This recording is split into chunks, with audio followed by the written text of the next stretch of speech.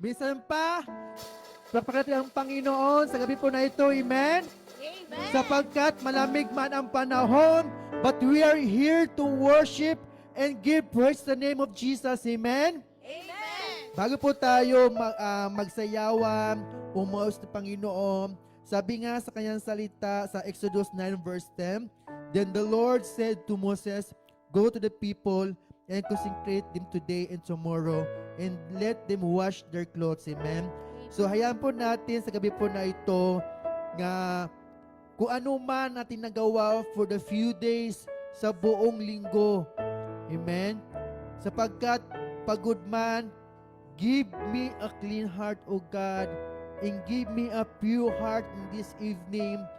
Let us remove ang panalangin ko sa gabi po na ito nga tanggalin ang ating mga puso, yung nakahindrance po sa atin, nga why we're not worshiping to the Lord because of our sins. Amen? Let us check, let us put our hands sa ating mga puso at ibigay natin sa Panginoon. Lord, tama ba ang aming puso sa iyo in this evening? Kaya awitan natin siya, give me a clean heart and give me a pure heart. Hallelujah. Come on, church. Open our lips to give praises to the living God.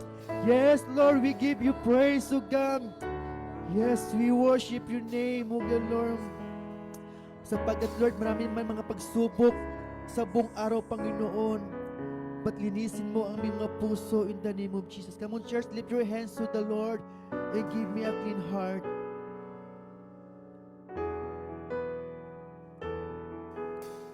Give me a clean heart. Yes, Lord, we give up your heart.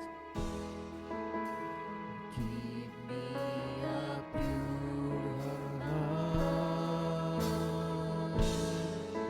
Remove this stony heart in me and give me. Yes, Lord, this is my desire. This is my heart's desire. My longing, my deep desire. Remove this stony heart in me. Give me a new heart. Give me a new. Minsan pa, yes, Lord, give me a pure heart. Give me a clean heart. Yes, Lord, we give you a pure heart. Give me a pure heart. Yes, Lord, remove this stony. Remove this stony heart. Yes, Lord. And give me a new. Yes, Lord, this is my heart desire. This is my heart desire. My longing, my deep desire. Remove this stony heart. Yes, Lord, give me a pure heart. Give me a. Yes, Lord, a heart that's undivided. That's undivided, a heart that's pure and true, a heart that solely seeks you, a heart that loves you so. That newly seeks you, a heart that beats for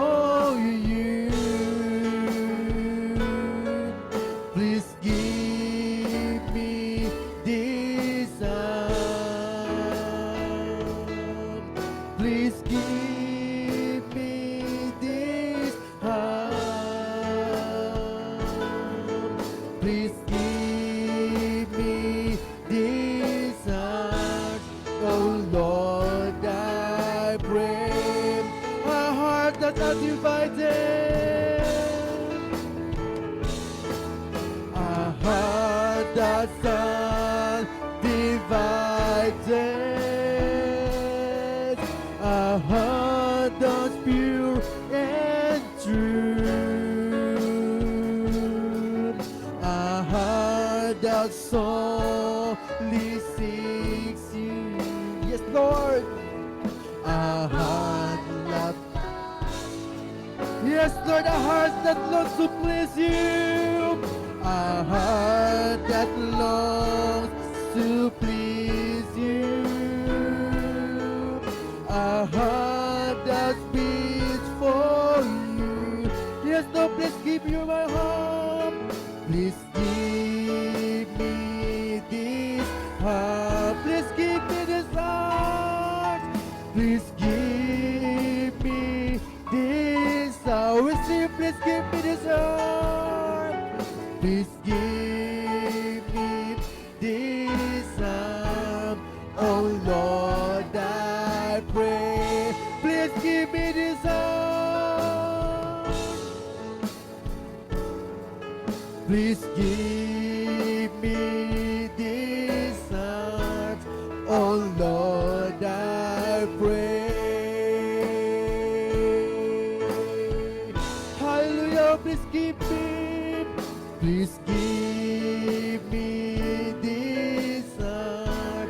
Oh Lord, I pray. Oh, we give you praise, oh God. Please give me your heart, oh Lord. Come on, church. Open your mouth. Open your lips, oh the Lord. We say, Lord, please give me this heart, oh God. We give you praises. Hallelujah. Oh, please give me this heart, oh Lord. We pray. Hallelujah. Oh, we please give me this heart, oh Lord. Yes, Lord. We thank you, hallelujah. Yes, napakabuti mo. Dapat ka dakila ka sa bawat buhay po namin. Minsan pa, pinapakadaan Panginoon. Hallelujah, come on, church. More clap to Jesus. Yes, Lord. Napakabuti mo. Dapat ka dakila ka sa aming mga buhay sa gabi po nito, Panginoon. Truly, O Diyos, sa aming mga awit, sa mga yung aming inawit, Panginoon, na give me a pure heart, O God. Salamat, O Diyos, sa iyong mga salita, sa iyong mga awitin, Panginoon. Hayaan mo, buksan mo ang bawat buhay, ang bawat puso, Panginoon, sa lahat sa Zoom, Panginoon, na kami na magpuri, kami magpasalamat sa gabi po nito, Panginoon, sa prayer meeting po namin, O God. Alam po namin, O Diyos, ang lahat na ito, Panginoon, ay sinagot mo na ang aming mga panalangin in the name of Jesus. Kaya, Panginoon, be back, all the glories belongs to you. Just we pray. Amen. Amen. Hallelujah! Sa gabi po na ito, tayo umawit, sumayaw, because we are here to worship and revive us. Amen? Amen. Hallelujah! We say, shout, Jesus!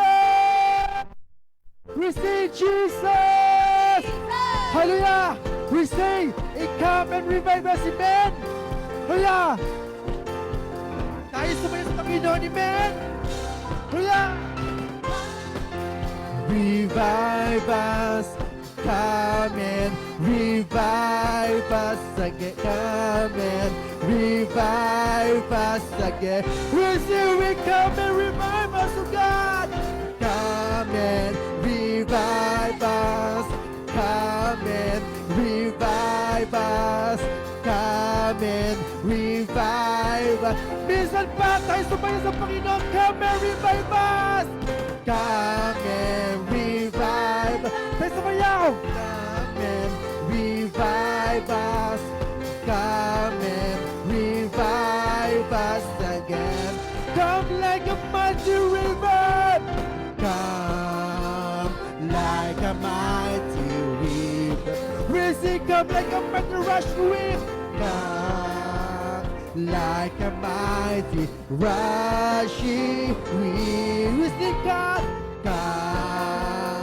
in your awesome power. Let the people sing, come and revive us.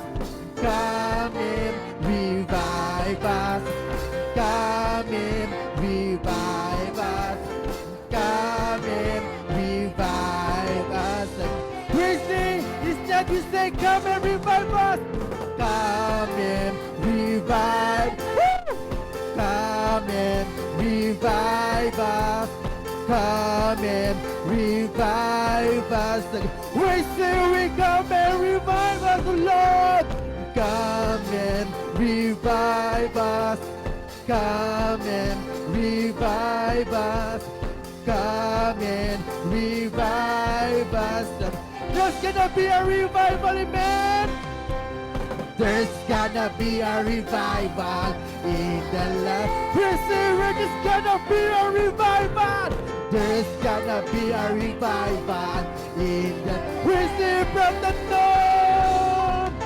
the north to the south, to the east, to the west. There's gonna be a revival in the land. We say there's gonna be a revival. There's gonna be a revival. We say shout, there's gonna be a revival. There's gonna be a revival in the. Let the people sing from the north to the south, to the east, to the west. There's gonna be a revival in the land. We sing and shout, there's gonna be a revival in the land. We sing and shout, there's gonna be a revival in the land. Let the people shout from the north to the south, to the east, to the west. There's gonna be a revival. There's gonna be a revival. There's gonna be a revival in the land. Hallelujah! Praise the Lord! There's gonna be a revival in this place, amen? Amen. Hallelujah! Napakasarap na magpuyo sa ating Panginoon. Kaya, sa gabi po na ito, mga kapatid, kung ano man ating naranasan, few weeks, nandyan ang Panginoon. Sabi nga, I will praise you, Lord, and will love you, even with the sun not shining, even your heart in pain right now. Because He is the Lord, He is the King of Kings, He is the Lord of Lords, amen? Kaya let us sing a song, Oh Lord my God, hallelujah. Yes, Lord. Come on, church, open our lips and sing and shout and sing praises to our living God. Oh, we give you praise. Hallelujah.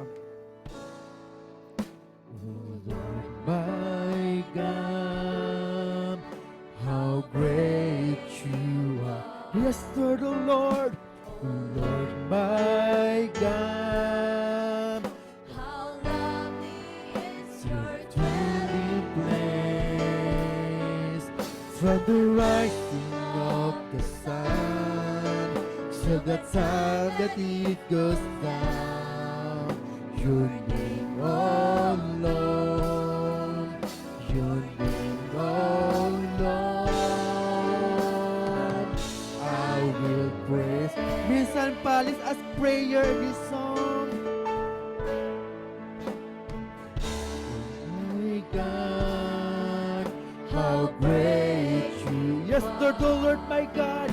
Oh Lord, my God, how lovely is your dwelling place. From the rising of the sun till the time that it goes down, your name alone, your name alone, I will praise. Yes, Lord, I will praise you and love you. I will praise you and love you with all of my heart. I will sing your praises with all of my heart. Even when the sun not shining, even when my heart's in pain, your name alone, your name alone, I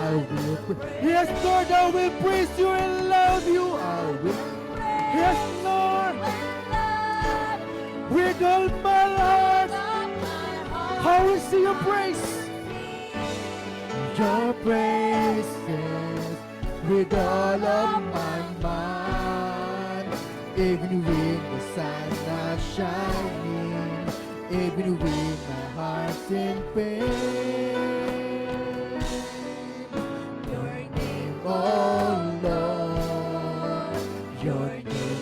Minsan pa, Lord, we give you praise.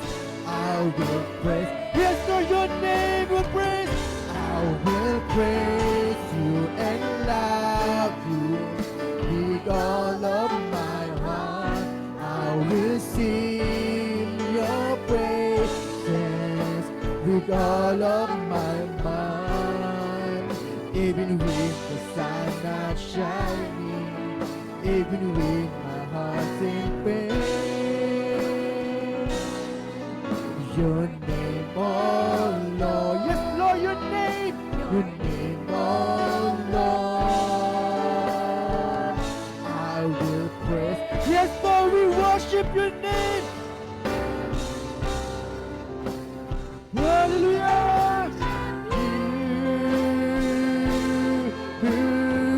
Yes Lord, we worship you. Oh, we worship you, Lord. The reason I live is to worship you. Only you. Yes, to be worship. I worship you.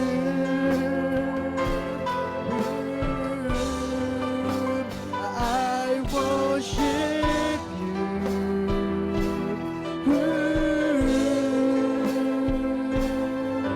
The reason I live is to worship. Yes, Lord, is the people and worship His name.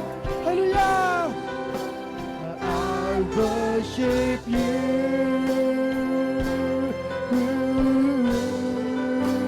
I worship you.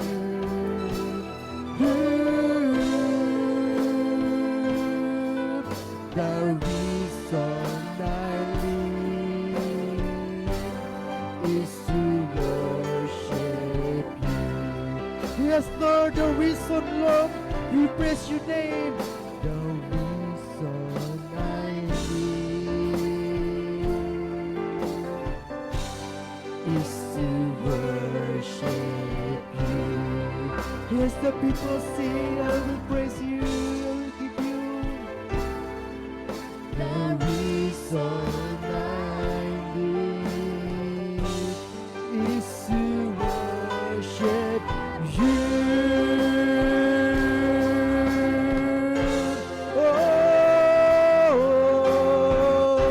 Oh, the reason, Lord, to worship your name. The reason I live to bless your name. Oh, we bless.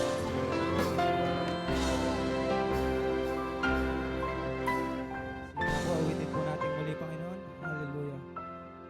I worship you.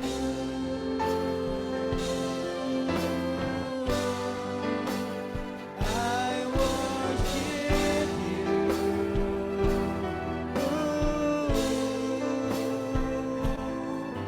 The reason I live is to worship you. Come on, church!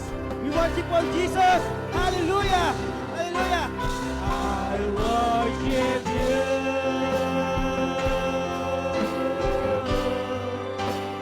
I worship you. Oh, the reason I live is to worship you.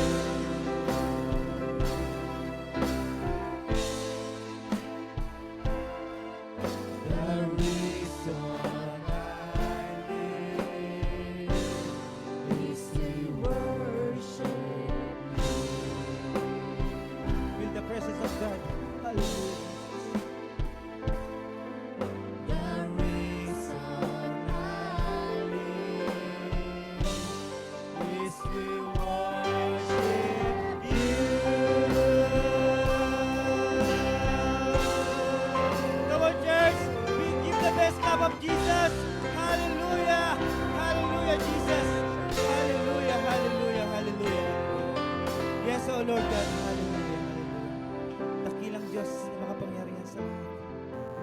Tunay nga po, Panginoon, napakabuti mo at napakadakila sa bawat buhay ng bawat isa, Panginoon. Ikaw lang, Lord, yung may pusong dalisay, Panginoon, na handang ialay sa bawat buhay na pinagkaloob mo sa amin, Panginoon. Tunay nga, Lord, wala kaming dapat na maitaas, Panginoon, kung hindi lamang Ikaw, Panginoon. Lord, kami po ay naririto sa inyong harapan, Panginoon. Humihingi po, Panginoon, kami ng kapatawaran, Lord. Nagpapakumbaba, Panginoon. Lord, kung ano man yung nakikita mo mga kasalanan sa bawat puso ng iyong mga anak, Panginoon, linisin mo, Lord, ang bawat isa, Panginoon. Lord, gamitin mo ko, Panginoon, bilang daluyan ng iyong salita, Panginoon. Ilagay mo lang ako, Panginoon, sa pinakamababang antas, Panginoon. At puspusin mo ako, Panginoon, ng iyong banal na santong espiritu sa mga oras na ito, Panginoon. Ikaw na, Lord, ang bahala sa buhay ko, Panginoon. Pinupuri ka namin, dinadakila, Panginoon. Wala kaming ibang itataas, Panginoon, sa oras na ito, Panginoon, kung hindi ikaw lamang. Dahil ikaw lang ang aming Diyos na nagligtas sa aming mga buhay, Panginoon. Kaya't marapat ka naming pasalamatan, Panginoon. Maraming salamat sa iyo, Lord. Thank you, Lord Jesus. Hallelujah, hallelujah, hallelujah. Maraming salamat, Lord. Ito po ang aming samot dalangin sa pangalan ng iyong anak na si Jesus. Amen. Amen. Thank you, Lord. Thank you, Lord. Hallelujah. Yes, Lord. Napil niyo po ba yung presence ni Lord ngayong gabi? Magandang gabi po sa mga nasa Zoom, nasa FB Live, o kung nasa YouTube Live man po kayo. Magandang gabi po sa inyo. Alam po namin na kahit nandyan po kayo sa mga bahay nyo, kasama pa rin po nyo si Lord dyan sa inyong bahay. Maging dito po sa Panambahan. Hallelujah. Thank you, Lord. Maraming salamat po sa gabing ito. At maiksi lang po yung exhortation po na binigay po ni Lord na sana po tumimo sa bawat puso ng bawat isa. Hallelujah. Sige po, tayo po yung magbukas sa ating, may mga Bible po ba tayo para po makabasa po tayo ng mga word po ni Lord.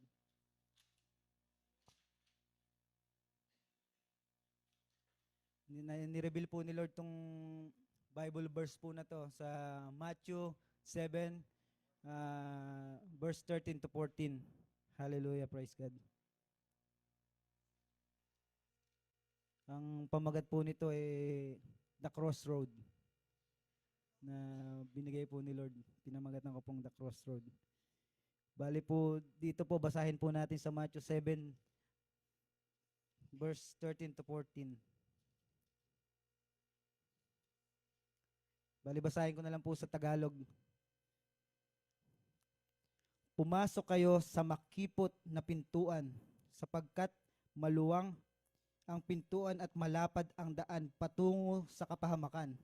At ito ang dinaraanan ng marami. Ngunit makipot ang pintuan at makitid ang daang patungo sa buhay at kakaunti lang ang makakasumpong niyon. Purihin ang Panginoon. Hallelujah. Meron pong dalawa pong daan daw po. Doon po sa verse po na yun sa Matthew 7 verse 13 to 14. Meron pong wide road at meron pong narrow road. Yung wide road po, yung po yung malawak na daan. Amen po ba? Yung narrow road po, yung po yung makitid. Tanong lang po, saan po ba kayo dumaraan sa daanang ito? Sa malapad po ba, sa malawak, or sa makitid?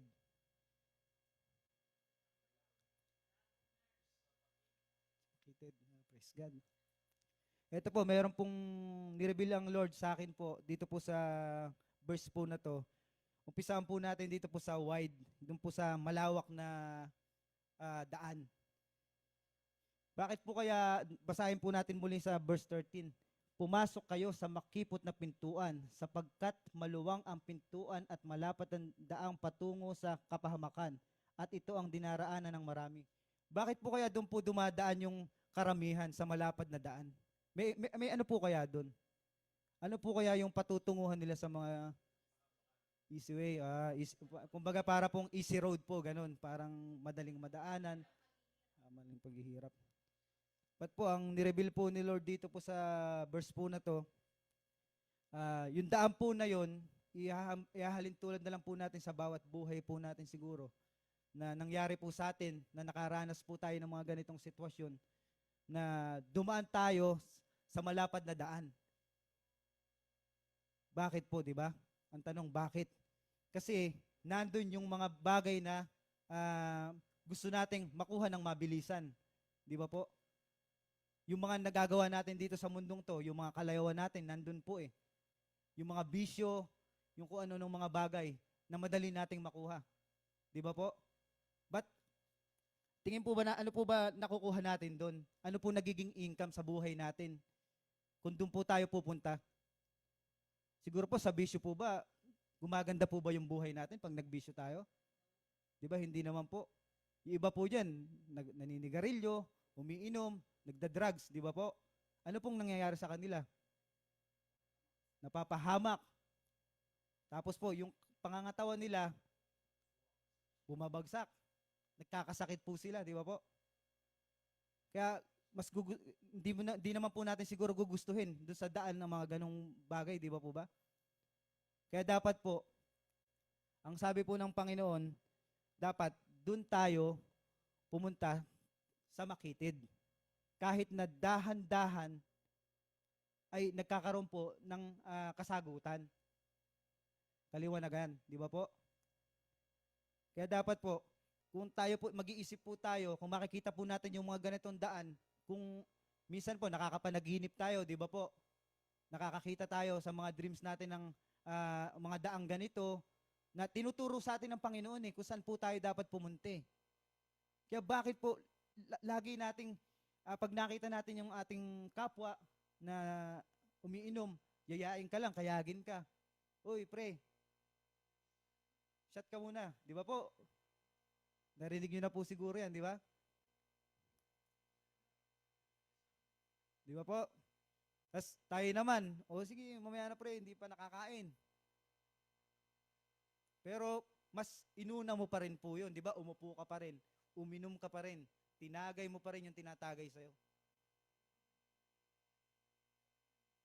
Kaya ano po yung nireveal ni Lord sa inyo doon, sa bagay na yun, kung ganun po yung ginagawa natin sa ating buhay? Wala pong mangyayari kasi hindi naman matutuwa ang Panginoon sa atin eh. Hindi naman siya matutuwa na ganun yung ginagawa natin. Wala namang naidudulot na maganda.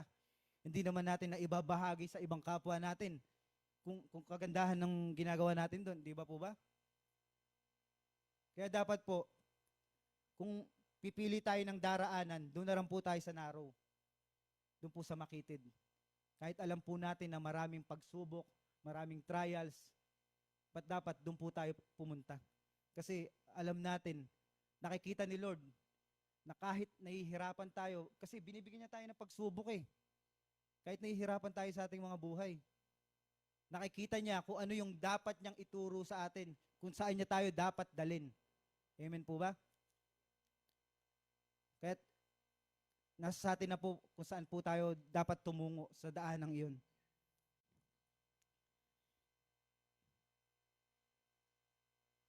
Hallelujah, praise God. At dito pa rin po sa verse po na to, basahin po natin muli. Pumasok kayo sa makipot na pintuan, sapagkat maluwang ang pintuan at malapad, at daang patungo sa kapahamakan. At ito ang dinaraanan ng marami. Ngunit makipot ang pintuan at makitid ang daan patungo sa buhay, at kakaunti lang makakasumpong niyon. Mababasa po natin yan sa Luke 13 verse 24.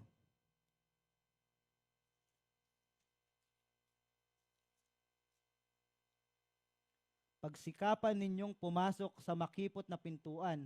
Sinasabi ko sa inyo, marami ang magpipilit na pumasok ngunit hindi makakapasok. Kita niyo po? Marami daw pong gustong pumasok pero hindi makakapasok. Bakit po? Dahil kasi nga po, nandun po tayo sa karumihan. Nandun po tayo sa mga kalayawan natin kahit hindi niya tayo papapasukin. Amen po ba? Nakikita kasi ni Lord kung ano yung nilalaman ng puso natin eh. Nakikita po niya kung ano yung mga dapat na gawin natin dito sa mundong to. Kaya dapat po, ipakita natin sa ating Panginoon kung saan tayo dapat tumungo. Ipakita natin sa Kanya yung kagandahang loob, yung paggawa ng kabutihan. Amen po ba? Mababasa po natin ulit sa Matthew 21 verse 21 to 23, 7. Matthew 7, 21 to 23.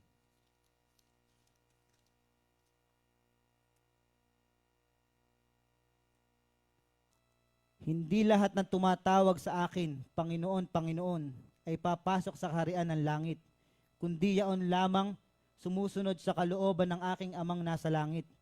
Pagdating ng huling araw, marami ang magsasabi sa akin, Panginoon, nangaral po kami at nagpalayas ng mga demonyo at gumawa ng mga kababalaghan sa inyong pangalan. At sasabihin ko sa kanila, kailan may hindi ko kayo nakilala, lumayo kayo sa akin mga mapaggawa ng masama. Kita niyo po, hindi lahat ng tumatawag sa Panginoon, papapasukin niyo sa kanyang kaharian. Kaya dapat po talaga ipakita natin sa Panginoon kung ano yung nire-reveal niya sa atin, kung ano yung dapat natin gawin dito sa mundong to. Dapat ipakita natin sa Kanya na karapat dapat tayo makapasok sa daang yun. Kahit na po makitid po siya, kahit na masikip, kahit na dumaan pa tayo sa butas ng karayom, basta maipakita natin sa Diyos kung gaano tayo nananampalataya at naniniwala sa Kanya. Kaya dapat sundin natin lahat ng Kanyang pinag-uutos. Kasi kung mahal natin ang Panginoon, dapat sundin po natin lahat ng commandments niya, di ba po? Sinabi nga po niya sa John 14 verse 15, kung iniibig ninyo ako, susundin ninyo ang aking pinag-uutos. Kaya dapat po talaga, ipakita natin sa ating Panginoon na tayo'y sumusunod sa Kanya at papapasukin niya tayo sa pintuan. Kahit masikip, papapasukin tayo ng ating Panginoon. Amen? Meron po ako ditong ginawang dalawang makakatulong po sa atin kung paano po ang ginawa ni Lord sa buhay natin na dapat sundin natin kung ano man yung mga bagay na pinag-uutos niya. Yung number 1 po, gusto ng Diyos na matuto tayong sumunod sa tamang daan. Na dapat po, sinasabi po niya dito, na dapat pumunta tayo sa daan na matuwid, na hindi tayo lumiliko, na walang mga kantuhan, yung diretso lang po. Sida. Yung diretso po, yung dapat na daanan. Kasi kung tayo po liliko, o kung saan man tayo tutungo, nabulungan na naman po tayo pag ganyan pong mga bagay. Kasi hindi po natin sinunod yung utos ng ating Panginoon. Hindi po tayo dumiretso sa Kanya. Kailangan po, kung daraan po tayo sa ganitong daanan, dapat po yung rekta po sa Kanya. Dire-diretso na po tayo. But meron pong proseso. May proseso po kung doon po tayo tutungo kay Lord. Hindi po, ibig sabihin po nun diretso na tayo, natutungo tayo sa Panginoon. Hindi po ganun. Na kailangan po, ipakita po natin sa Kanya kung karapat-dapat ba tayo na tumungo sa pintuang yon, sa daan na yon. Kaya dapat po, magbasa tayo ng magbasa, ipakita natin sa Panginoon. Ipakita po natin sa Kanya, hindi lang sa salita, maging sa gawa. Kasi po, ang Lord lang natin yung nakakakita kung ano yung ginagawa natin Iba po, di ba po? May ginagawa man tayo, sinasabi natin sa ibang tao, uy, ganito, sinamaan ko si ganyan, ganun, iniligtas ko, ganun. Hindi mo na kailangan ipagmalaki. Kasi nakikita naman ni Lord Hindi naman yung tao yung magtataas sa'yo si Lord Di ba po? Wala namang ibang mag-aangat sa buhay mo, kundi ang Panginoon lang. Hindi ka naman niya kayang buhayin kung ikawin namatay na. Wala naman siyang kapangyarihan. Ang Panginoon lang ang meron At siya lang ang nakakagawa ng mga signs and wonders and miracles sa mundong to. Kita niyo po yung ginawa niya sa babaeng 12 taon ng dinudugo. Humawak lang sa damit niya. Kahit nakita nung babae na maraming nakaharang. Kahit na nagkandada pa siya, para lang mahawakan ang damit ng Panginoong Hesus. Kaya po talaga, napakabuti po talaga ng Panginoon. Kahit hindi ka magsabi, nakikita niya kung ano yung gusto mong gawin sa sarili mo. Amen po ba? Yung verse po na yun, mababasa po natin sa Psalm 119 verse 3.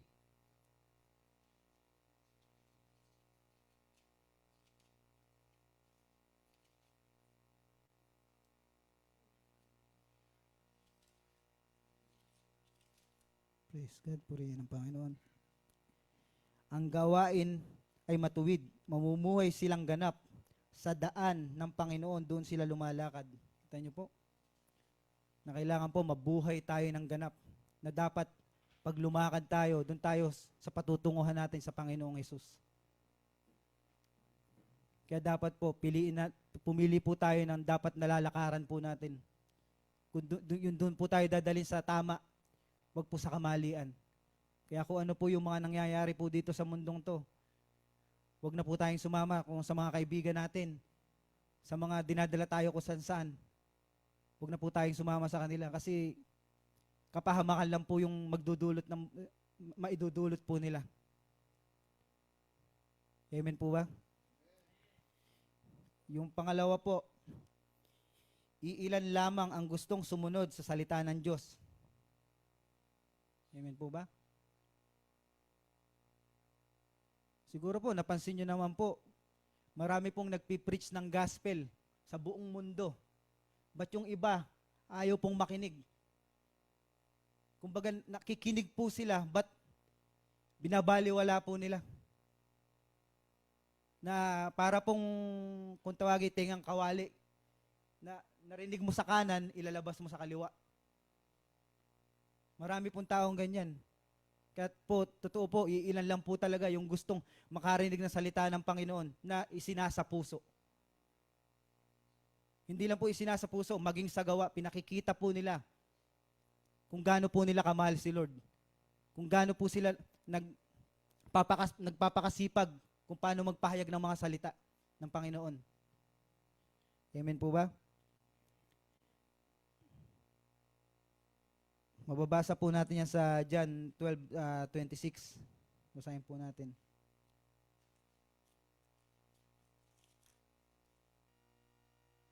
Dapat sumunod sa akin ang naglilingkod sa akin, at saan man ako naroroon ay naroroon din ang lingkod. Pararangalan ng Ama ang sino mang naglilingkod sa akin. Kita niyo po? Dapat sumunod tayo sa ating Panginoon at maglingkod. At kahit saan man siya pumunta, saan man siyang daan tumungo, kailangan kasama niya tayo. Kailangan kasama natin siya. Kahit saang daan pa po, dapat kasama natin ang ating Panginoon. Kasi siya yung magga-guide sa atin eh. Siya yung magga-guide sa bawat buhay natin.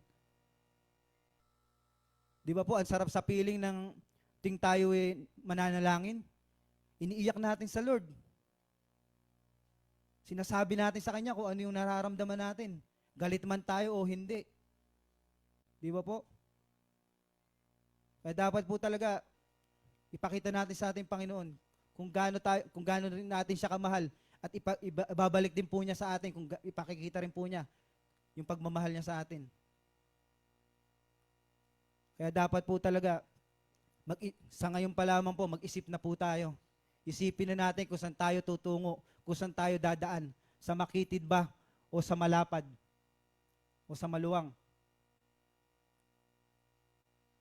Kaya dapat po talaga isipin natin kung ano yung pinapahiwatig sa atin ng ating Panginoon. Kung ano man yung mga binababa sa ating mga salita ng ating Panginoon. Dapat tuntunin natin siya. Huwag tayo pumunta kung saan-saan. Kasi andyan lang yung Lord natin eh. Ayaw po ba natin yun? Lagi tayong binabantayan ng ating Panginoon. Pagpasok natin, manalangin tayo sa Kanya na bigyan niya tayo ng divine protection sa araw-araw, sa pagpasok natin, na i-bless niya ang buhay natin sa maghapon. Di ba po nakakatuwa po na inaano tayo binabantayan tayo ng ating Panginoon? Na tinuturo niya sa atin yung, minsan po, sa akin po, ipatotoo na lang po sa buhay ko. Pag po nasa shop ako, na lagi, scroll lang po ako, scroll sa cellphone. But may nagko-convict po sa akin, may kumakausap na, nakakalimot ka na. But yung oras mo, hindi ka na makapagbigay sa Panginoon. May time po na pumapasok, na kinukonvict po ako ng Lord. Na sinasabi po sa akin yung ganun. Na nagugulat po talaga ako, totoo po, nagugulat po ako, tumataas po yung balahibo ko. Kaya po pagka nangyari na po sa akin, na nagsasalita po ako sa kanya, Lord, patawarin mo ako, Lord. Dahil hindi po ako nakapagbasa ng salita mo. But dapat po talaga basahin natin ang mga salita ng ating Panginoon. Ipakita natin sa Kanya kung ano yung karapat-dapat. Kasi pinagkalooban niya nga tayo ng buhay, di ba? Pinahiram niya tayo ng buhay. Kaya dapat magpasalamat talaga tayo sa Kanya kasi wala tayong ibang dapat na gawin dito sa mundo to kundi iparanas lang sa Kanya kung paano natin siya mahalin. Amen po ba? Kaya nga sinabi niya doon sa John 14 verse 14, if you ask anything in my name and I will do it. Lahat ibibigay niya sa atin. Magsalita, sabihin lang natin sa pangalan niya. Pagkakaloob niya sa atin, di ba po? Kaya tunay po talaga na napakabuti ng ating Lord. Kahit po tayo nagkakasakit, di ba po, nananalangin tayo sa Kanya. Humihingi tayo ng strength, ng lakas. Di ba po? Sinabi niya yan sa Jeremiah 33 verse 6. Behold, I give you health and healing. I will heal you and rebuild you. The abundance and peace and truth. Bibigyan niya tayo ng kalusugan. Ibabalik niya kung ano man yung mga kalakasang nawala sa buhay natin. Amen po ba? Kaya dapat po, siya lang ang sundin natin. Huwag natin sundin yung mga sarili natin. Sinabi rin po niya sa Isaiah 14 verse 27.